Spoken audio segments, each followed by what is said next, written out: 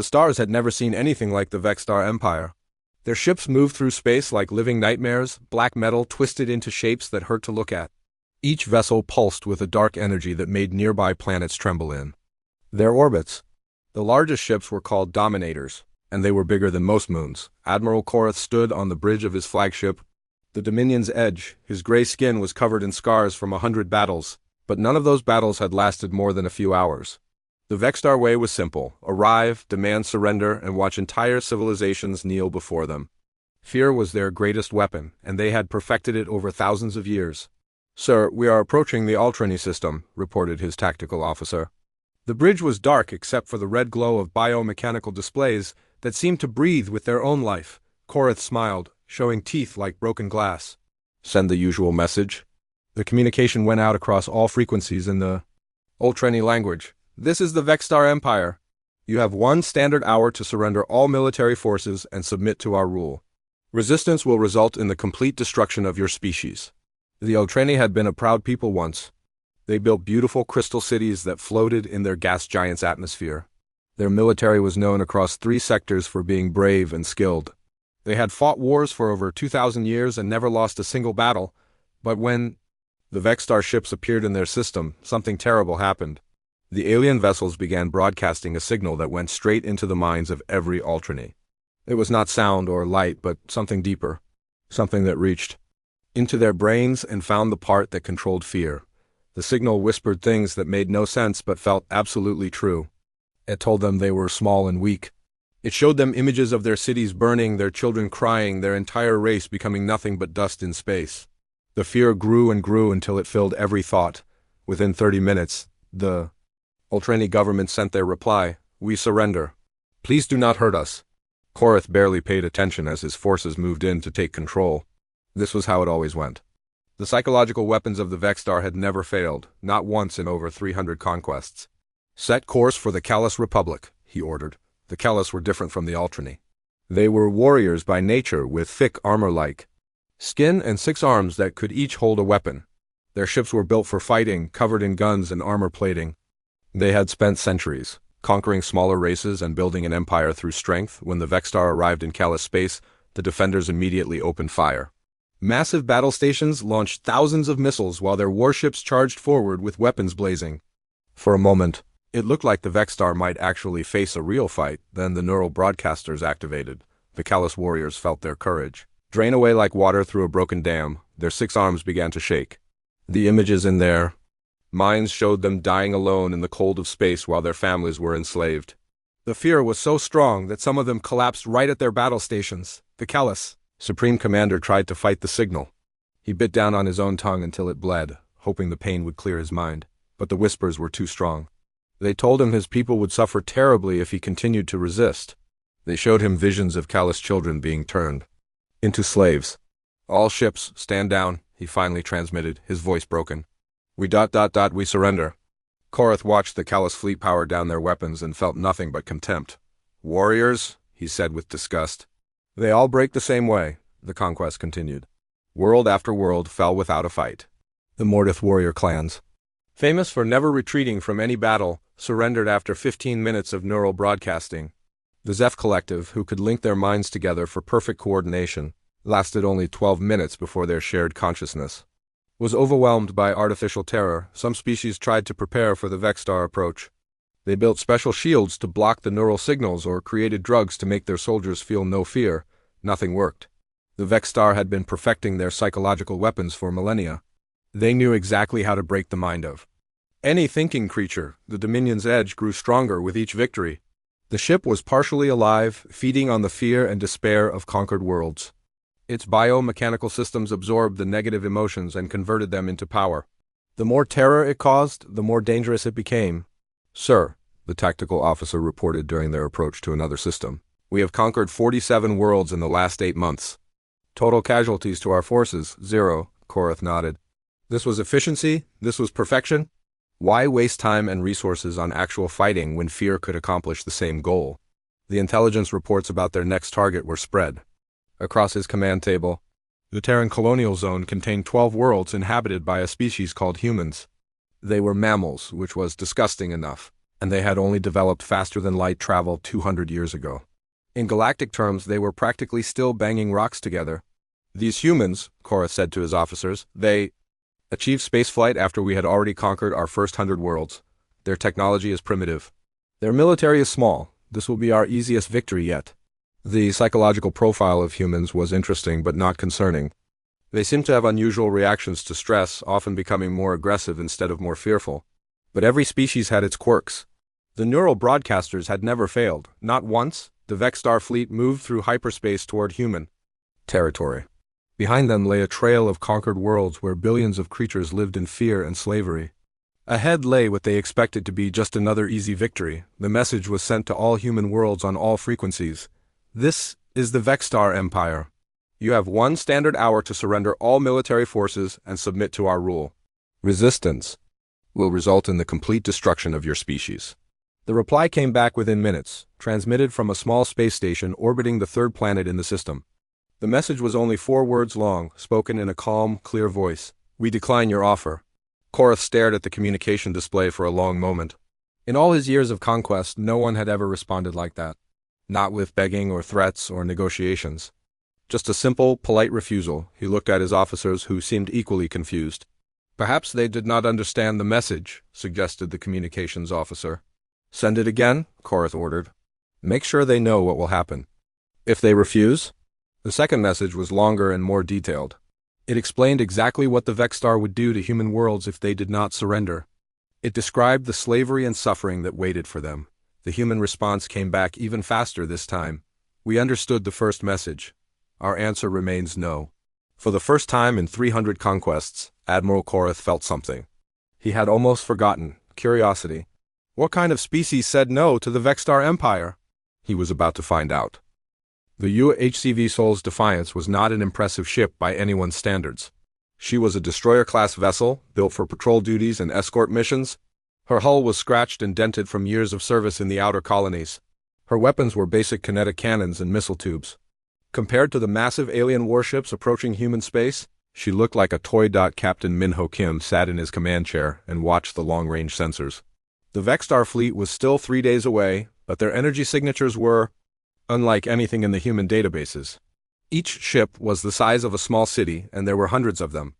Captain, said Navigation Officer Daeong Park, we're receiving new orders from Colonial Command.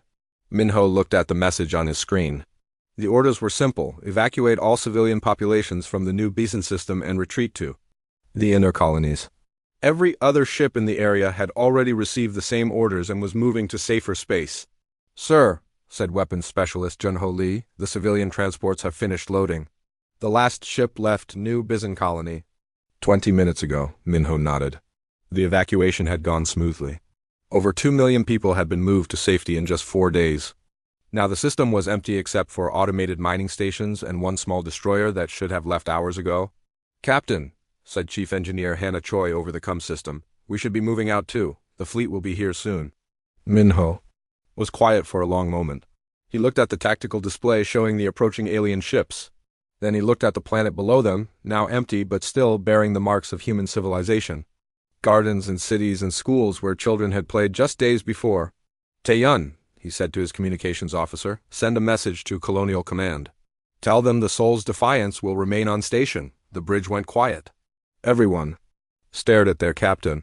Sir, Daeong said carefully, our orders are to retreat with the other ships. I know what our orders are, Min-Ho replied. But someone needs to watch the door. Someone needs to make sure these aliens know that humans were here. Hannah's voice came over the COM again. Captain, with respect, we're 1 ship against hundreds. We can't stop them. We don't have to stop them, Min-Ho said. We just have to slow them down. The crew of the Sol's Defiance had served together for 3 years. They had fought pirates in the Outer Rim and rescued stranded colonists from asteroid storms.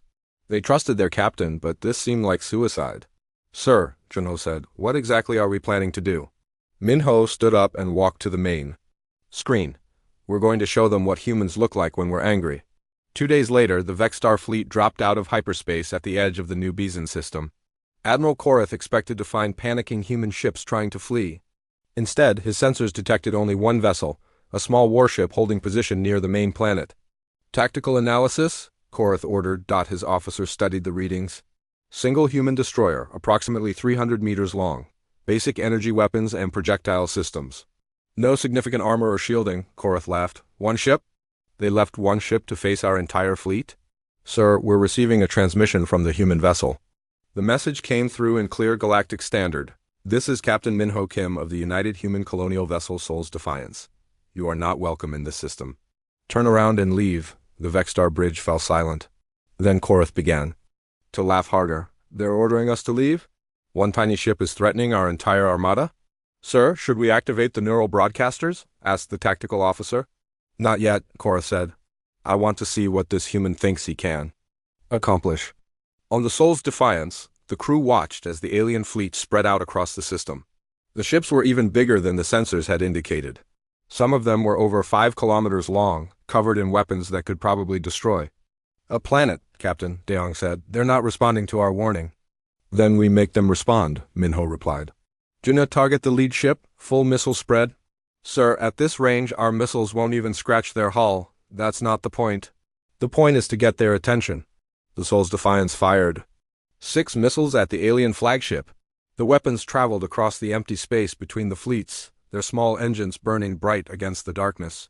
They struck the massive alien ship and exploded harmlessly against its shields. Korath felt the tiny impacts and smiled. Primitive weapons? Kinetic warheads with chemical explosives? How quaint, but something was wrong. The human ship wasn't running away. After firing its missiles, it began to accelerate toward the Vexstar fleet. Not away from them, but toward them. Sir, reported the tactical officer, the human vessel is approaching at maximum burn. They appear to be on a collision course with our formation. Korath frowned. This made no sense. Every species they had ever encountered tried to run when faced with superior numbers. They didn't charge directly at their enemies. Activate the neural broadcasters, he ordered. Let's see how brave these humans are when they feel real fear. The Vexstar ships began transmitting their psychological weapon. The signal was powerful enough to break the will of entire planets. It reached across space toward the small human destroyer, carrying with it visions of death and despair on the Sol's Defiance. The crew felt the alien signal hit their minds like a cold wave. For a moment, everyone on the bridge froze as terrible. Images flashed through their thoughts. They saw themselves dying in the vacuum of space. They saw their homeworlds burning. They saw their families screaming. Then something unexpected happened. Instead of breaking down in fear, the humans got angry. They're trying to mess with our heads, Hannah said over the comm, her voice tight with rage. Those bastards, Junho muttered, his hands gripping his weapons console harder. Taeyun looked up from his station with fire in his eyes. Captain, they're broadcasting on all frequencies. The signal is designed to cause panic and despair. Minho felt the fear trying to take hold of his mind, but underneath it was something stronger. These aliens thought they could scare humans into giving up. They thought fear was enough to make people abandon everything they cared about. All stations, this is the captain, Minho announced over the ship's comm system. The enemy is using some kind of fear weapon. Remember your training. Remember why we're here. The crew of the Sol's Defiance had grown up hearing stories about their ancestors. They knew about soldiers who had charged machine gun nests and pilots who had flown bombers into enemy ships. They knew about people who had stood against impossible odds because someone had to. Sir, Deong said, her voice steady despite the alien signal pounding at her mind. We're approaching weapons range. All weapons fire at will. Minho ordered. Admiral Korath watched in disbelief as the human ship continued its attack run. The neural broadcasters were at full power. Every other species in the galaxy would be paralyzed with terror by now. But the humans just kept coming, their weapons firing steadily at his fleet. Sir, his tactical officer said, voice shaking, the neural suppressors aren't working, they're not stopping. For the first time in his long career, Korath felt something he had not experienced in centuries. Uncertainty. The humans were supposed to surrender. They were supposed to break like everyone else. Instead, they were accelerating. The Sol's Defiance raced toward the alien fleet like an arrow shot from a bow. Her captain stood on the bridge and watched the enemy ships grow larger on the screen. They could kill him and his crew in seconds. But that wasn't the point anymore. The point was to show the universe that humans don't kneel. For New Bizon, Minho said quietly. For New Bizon, his crew replied. The battle was about to begin. The first human missile to actually damage a Vexstar ship came as a complete surprise. It was not the warhead that caused the damage, but the way it was delivered. Weapons specialist Jinho Lee had done something that violated every rule of space. Combat. He aimed for the enemy's engines instead of their weapons. That's not how you fight a space battle, the Vexstar tactical officer said to Admiral Korath. They're targeting non-critical systems. But the human strategy became clear as the Soul's Defiance continued its attack run. Each missile strike was designed not to destroy the enemy ships, but to make them slower and less maneuverable. The humans weren't trying to win a fair fight. They were trying to drag their enemies down to their level. Sir, Hana Troy's voice came over the comm. I'm redirecting power from life support to the weapon systems. Captain Minho Kim looked at his engineer's station. Hana, we need life support to stay alive. Only if we plan to be alive for more. Then 30 minutes, she replied. This way we can hit them twice as hard for the next half hour. It was insane, it was reckless. It was the most human thing anyone on the ship had ever heard. Do it, Minho ordered. The Soul's Defiance began hitting above her weight class. Her weapons fired faster and hit harder as power flowed from systems designed to keep the crew breathing. The ship's missile tubes launched projectiles at 3 times their normal rate, each one carrying kinetic penetrators that Jianho had modified with scrap metal from the ship's own hull. Admiral Korath watched his fleet's formations start to break apart as the single human ship carved through them like a blade. 3 of his escorts were already falling behind with damaged engines. 2 more had lost their main weapons after taking hits to their power systems. This is impossible, he said. One ship cannot damage a fleet of this size. Sir, his communications officer reported, the human ship is broadcasting on all frequencies. The transmission filled the bridge of every Vexstar vessel in the system. It was not a surrender or a plea for mercy. It was something the aliens had never heard before in all their conquests, human war music. The song was old, from Earth's ancient past. It had no words, just instruments that built and crashed like waves against a shore. But underneath the music was something else, the sound of a species that had never learned when to quit, navigation. Officer Daeong Park had calculated a flight path that should have been impossible. It required the ship to take damage from at least 12 different enemy vessels while positioning itself for maximum impact on the largest targets. Any sane tactical computer would have rejected the plan immediately. Daeong, Minho said, that course will get us killed. Yes, sir, she replied calmly. But it will also let us take out their command ship's main gun before we die. The crew of the Soul's Defiance had moved beyond normal human behavior. They were operating in a mental space that the Vexstar psychological weapons could not reach. Fear required hope, and hope required the belief that survival was possible. The humans had abandoned survival in favor of something more important, making their deaths count. Chief Engineer Hannah Choi rerouted power in ways that made the ships computer scream warnings. She connected the reactor directly to the weapon systems, bypassing every safety protocol in the manual. The modifications would burn out half the ship's systems within minutes, but those minutes would hit like the hammer of an angry god. Captain, she reported, we're now running at 300% of normal combat capacity. The ship won't hold together much longer. How much longer do we have? Minho asked. Maybe 15 minutes before everything explodes? Then we better make them count.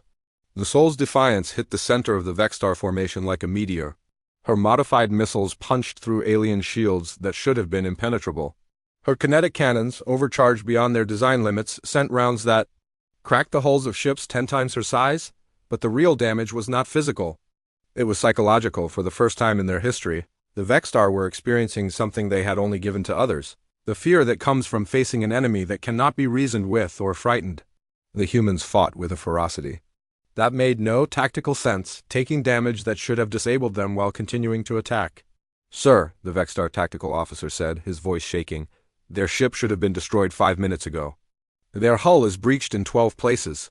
Their life support is offline, but they're still fighting. Admiral Korath stared at the tactical display. The human ship was a flying wreck, trailing atmosphere and debris. But her weapons were still firing, and every shot was carefully aimed to cause maximum damage to his fleet. What kind of species fights like this? He whispered. Communications Officer Taeyun Shin had been monitoring enemy transmissions since the battle began. What he found in their communications gave him an idea that was either brilliant or completely insane.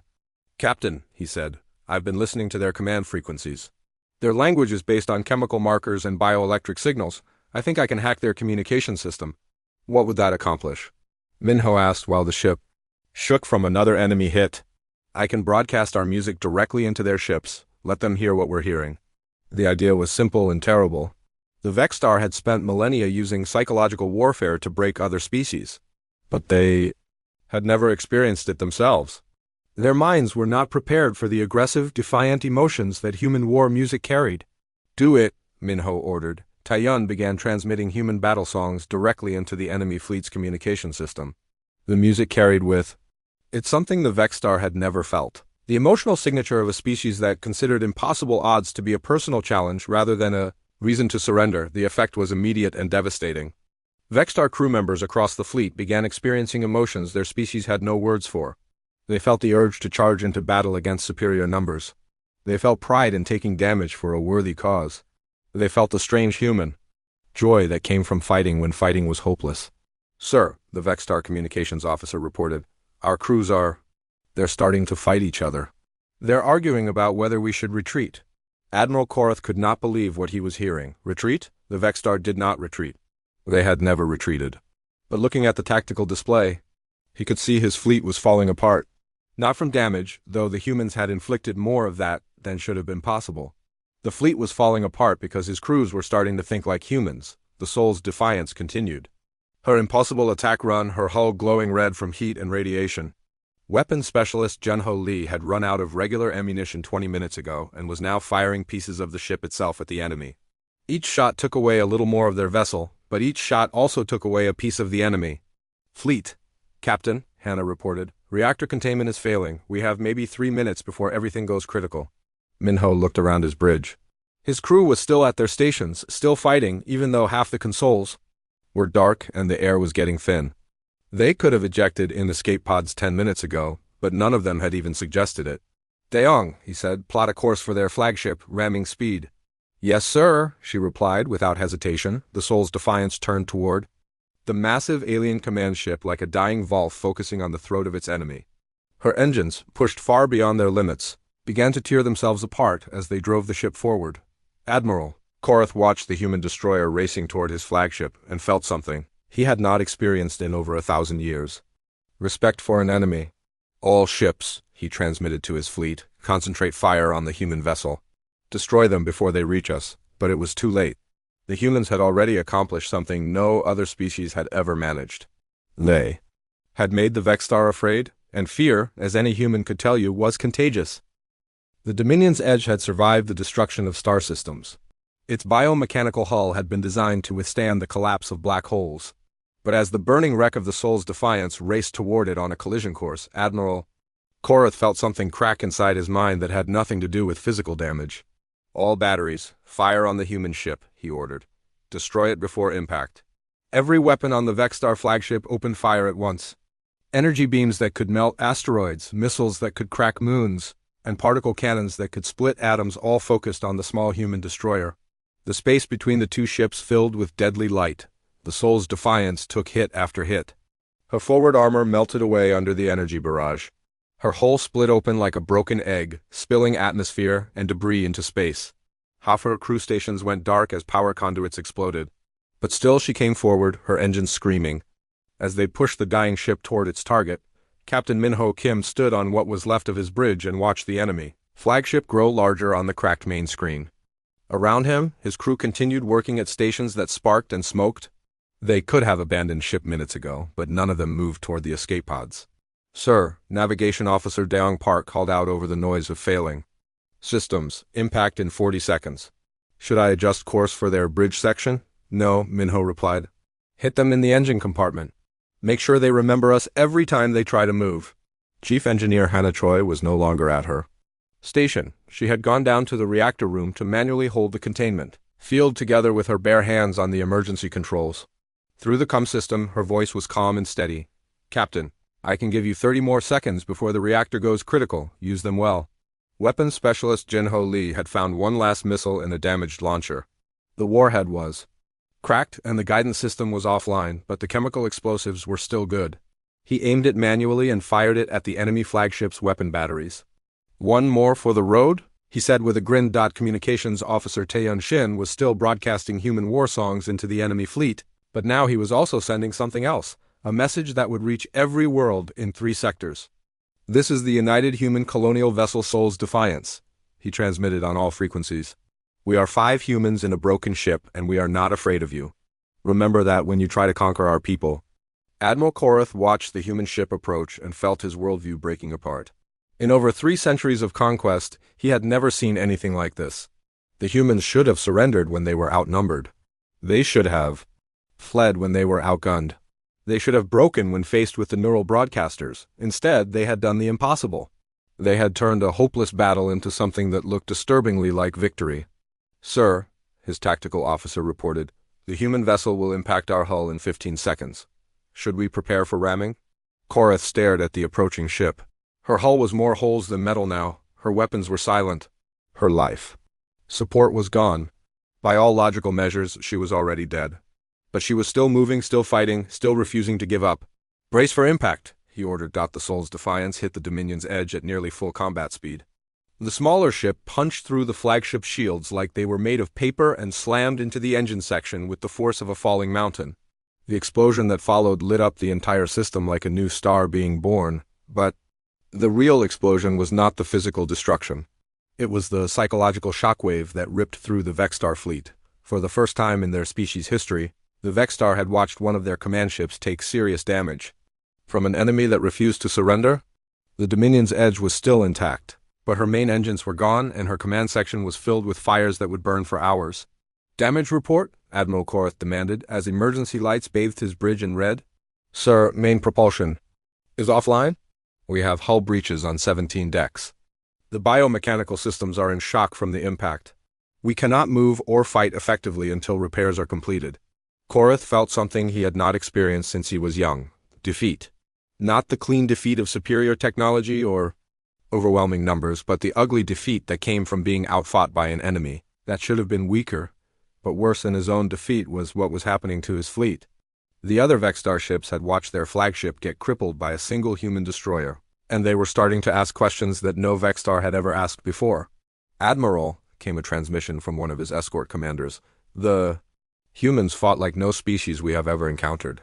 How do we proceed against an enemy that welcomes death?" "Sir," another captain reported, "my crew is requesting permission to retreat. They say the humans are not natural." For the first time in Vexstar history, fear was spreading through their ranks. Not the controlled fear they used as a weapon, but the real fear that came from facing something they did not understand. Across the galaxy, other species were receiving Taeyun's final transmission. The message spread from world to world, carrying with it the story of 5 humans who had faced impossible odds and chosen to fight anyway. The words were simple, but they carried a power that the Vexstar neural broadcasters could never match. Hope, on Ultrani Prime, the crystal cities that had surrendered without a fight began to glow with new energy.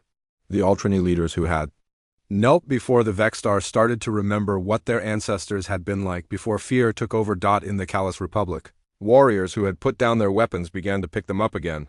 The Supreme Commander who had ordered surrender looked at his 6 arms and wondered why he had thought them too weak to fight on Mordath Prime. The warrior clans gathered around their sacred fires and spoke of the humans who had died rather than kneel. The elders began to sharpen blades that had been stored away in shame. The rebellion began not with armies or fleets, but with a simple question that spread from world to world. If 5 humans in one broken ship could fight the Vexstar, what could billions of united creatures accomplish? Admiral Korath sat in his damaged command chair and tried to understand what had happened. He had achieved his tactical objective. The human ship was destroyed. The way to their colonies lay open, but somehow victory felt like defeat. "Sir," his communications officer reported, "we are receiving surrender requests from 3 of our escort ships. They want permission to withdraw from the system." "Denied," Korath said automatically.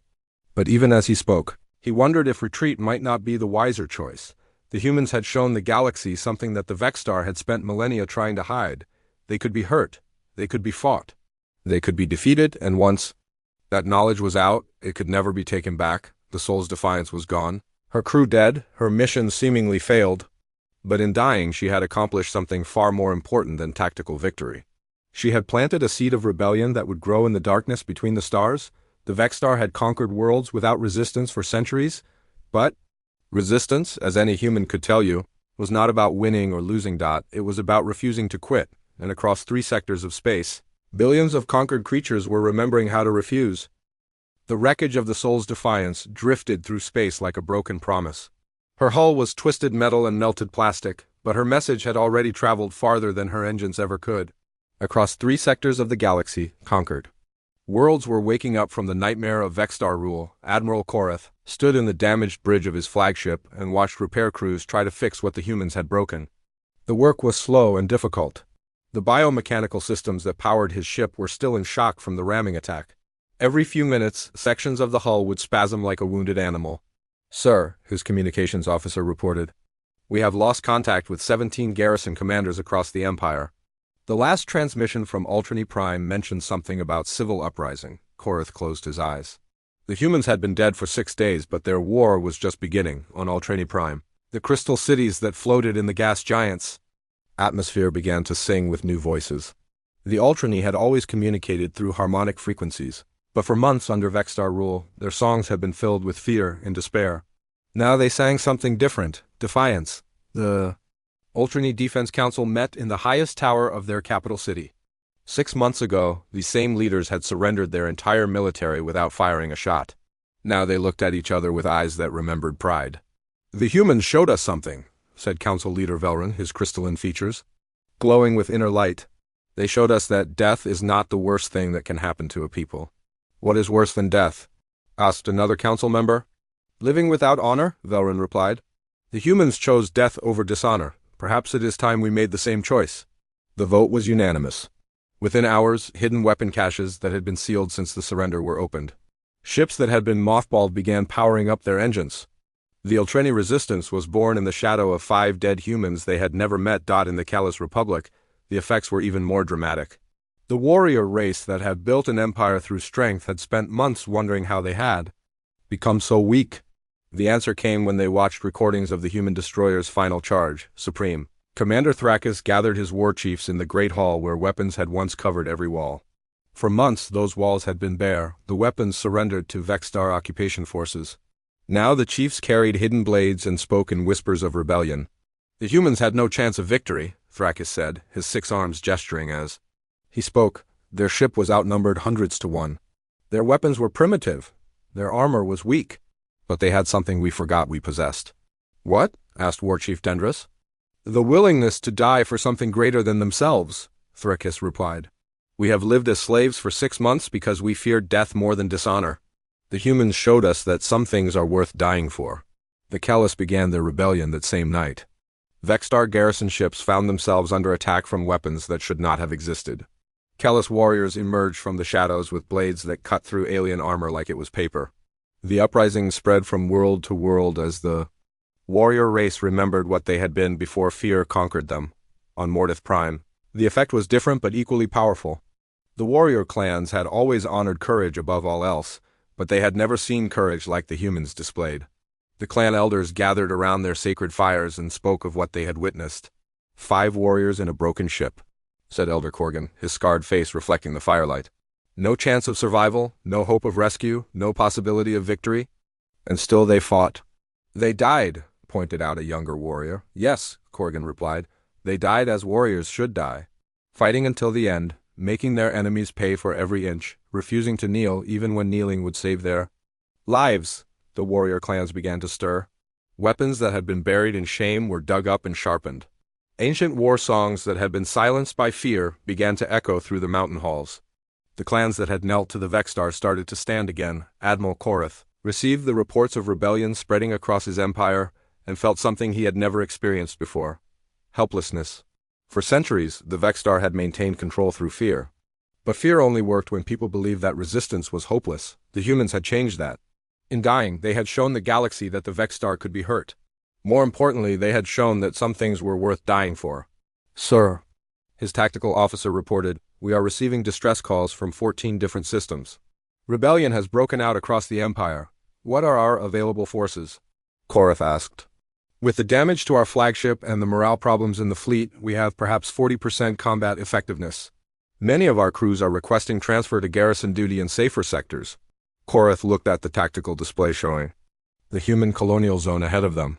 12 worlds waited beyond the empty system where the soul's defiance had died. 12 worlds full of the species that had started this galactic rebellion with their refusal to surrender. "Sir," his communications officer said, "we are receiving a transmission from the human colonies." The message came from Earth's Colonial Command Center. The voice was calm and professional. But underneath it was something that made Korath's biomechanical spine shiver, absolute confidence.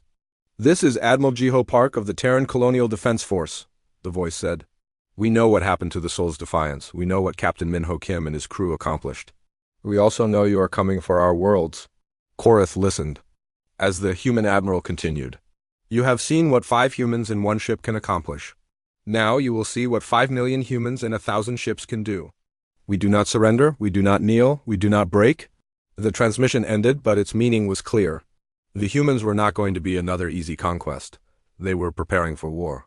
"Sir," the tactical officer said quietly, long range. "Sensors are detecting massive fleet movements in the inner human systems. They appear to be mobilizing everything they have." Korath stared at the sensor readings. The humans had ships, but their technology was still primitive compared to Vexstar. Weapons. Under normal circumstances, the alien fleet could have swept through the human colonies in days, but these were not normal circumstances. The psychological advantage that had made the Vexstar unstoppable was gone. His crews had seen their flagship damaged by an enemy that should have been helpless. They had watched a single human ship fight like a force of nature. They knew that the humans would not surrender, would not retreat, and would not stop fighting until every last one of them was dead, and that knowledge terrified them. "Admiral," came another transmission from his fleet, "this is Captain Morvac, of the destroyer Dark Hunger. My crew is requesting permission to withdraw from the combat zone. They say the humans are unnatural enemies." More requests followed. Ship after ship in his fleet asked for permission to retreat. The Vexstar Empire, which had conquered hundreds of worlds without losing a single vessel, was falling apart because of 5 dead humans in a broken destroyer. Korath made his decision. "All ships, prepare to withdraw to the outer system. We will establish defensive positions and wait for reinforcements." It was the first retreat in Vexstar history. But as Admiral Korath looked at the space where the Soul's Defiance had died, he realized that the humans had already won the most important victory of all. They had shown the galaxy that the Vexstar Empire could be defeated. And once that knowledge spread, there would be no stopping the rebellion that would follow. The humans had conquered worlds without resistance by doing something the Vexstar had never learned. They had conquered fear itself, and fear, once conquered, could never be restored.